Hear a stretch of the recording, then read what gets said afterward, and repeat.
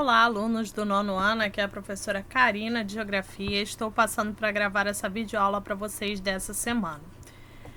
Então, hoje nós faremos uma revisão, tá, da nossa unidade 8, unidade pela qual vai cair na prova, tá, nossa matéria de prova, e faremos também a correção da atividade complementar, tá bom?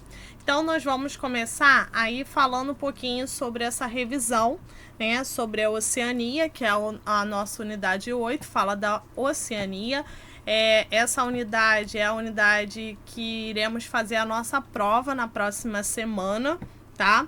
É um arquipélago composto por bastante ilhas, né? Possui uma população que acaba sendo menor que a do estado de São Paulo, então tem mais de 3.000 ilhas de tamanhos variados, né? E acabam dividindo-se em 4 sub-regiões, que é a Melanésia, Micronésia, Polinésia e Austrália.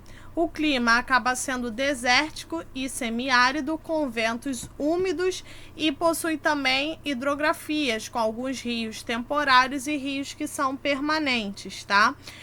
Além disso, a gente pode ter aí a questão do relevo. Alguns relevos são montanhosos e, por conta disso, em algumas partes tem grandes números de vulcões, terremotos, tá? Que a gente consegue encontrar nessa região. Lembrando que a parte da Austrália acaba sendo o maior país da Oceania, pela qual tem a questão das atividades da pecuária, agricultura, recursos minerais e também as indústrias. Já a Nova Zelândia acaba sendo constituída por 2 grandes ilhas, que são as Ilhas Norte e as Ilhas Sul. É um local onde tem bastante terremotos, tá? Por ser uma região bem montanhosa, e possui também a questão da pecuária, da agricultura, do setor industrial, do setor terciário como parte econômica do país, tá bom? E aí nós vamos começar a nossa correção. Na número 1, eu perguntava para vocês sobre qual o papel da agropecuária na economia japonesa.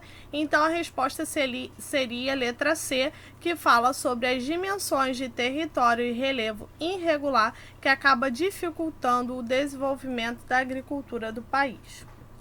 Na número 2, eu pedia para você fazer aí a relação entre a China e os outros países, principalmente da América Latina e da África, como isso se intensificou nas últimas décadas, né? Então, qual é o interesse entre os chineses com relação a tudo isso, né? A parte mundial do país.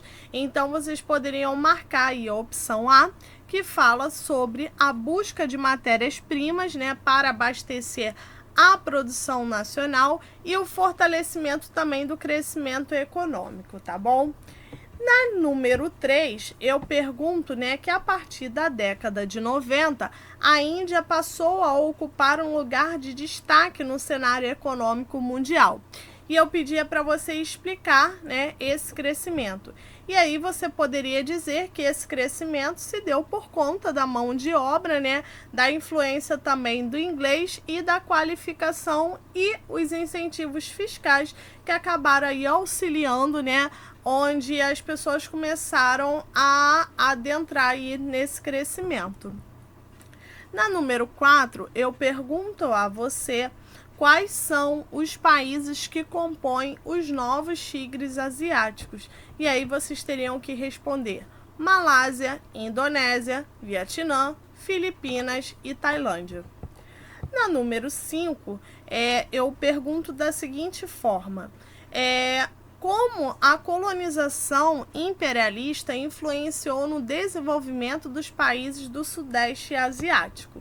Então, você poderia dizer que através, né, isso ocorreu através da Segunda Guerra Mundial, né, com o final da Segunda Guerra Mundial, que trouxe algumas consequências, como o desenvolvimento, né, um atraso aí no desenvolvimento do próprio país, né, e eles acabaram gerando aí uma dependência financeira e econômica com essas potências imperialistas. Na número 6, sobre a hidrografia do relevo da Oceania, eu peço para você assinalar V para as verdadeiras e F para as falsas. E a letra A fala assim: a hidrografia apresenta principalmente rios volumosos e extensos que ocorrem nas áreas de planície? Não, falso, né? Então, apresenta aí não só não tantos rios volumosos e também não em áreas apenas de planície, mas sim de planaltos também. Na letra B, eu pergunto assim: as formas de relevo da Oceania apresentam diferenças significativas entre ilhas do Pacífico, Austrália e Nova Zelândia? Sim, verdadeiro. Na letra C, eu pergunto assim: no território australiano, o relevo é montanhoso, pois o país encontra-se em uma área de choque com as placas tectônicas sujeito à ocorrência de atividades vulcânicas e terremotos. Será que é na Austrália? Não, isso ocorre na Nova Zelândia, então por isso que está errado. Na letra D, a Nova Zelândia também apresenta relevo montanhoso com vulcões ativos? Sim, correto.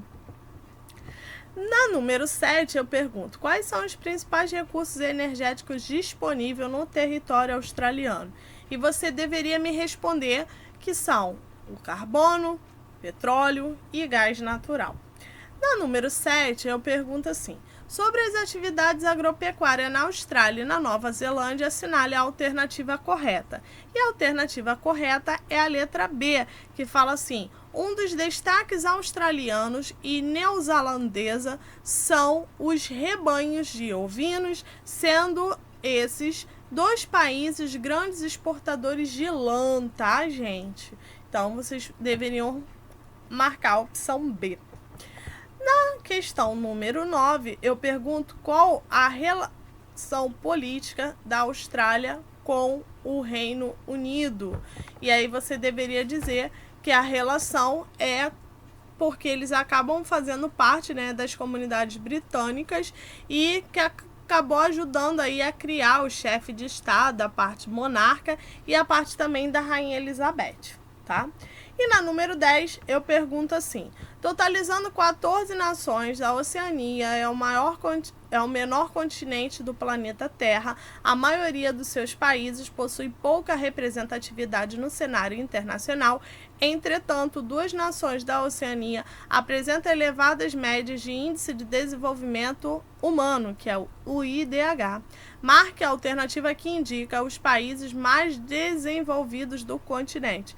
Então, a alternativa que aparece com os países mais desenvolvidos do continente é a Austrália e Nova Zelândia, tá bom? Gente, espero ter ajudado vocês nessa videocorreção, nessa videorevisão também para vocês. Lembrando que a nossa matéria da prova é a unidade 8, tá? Então, vamos focar no estudo e até a próxima. Boa semana para vocês. Tchau, tchau.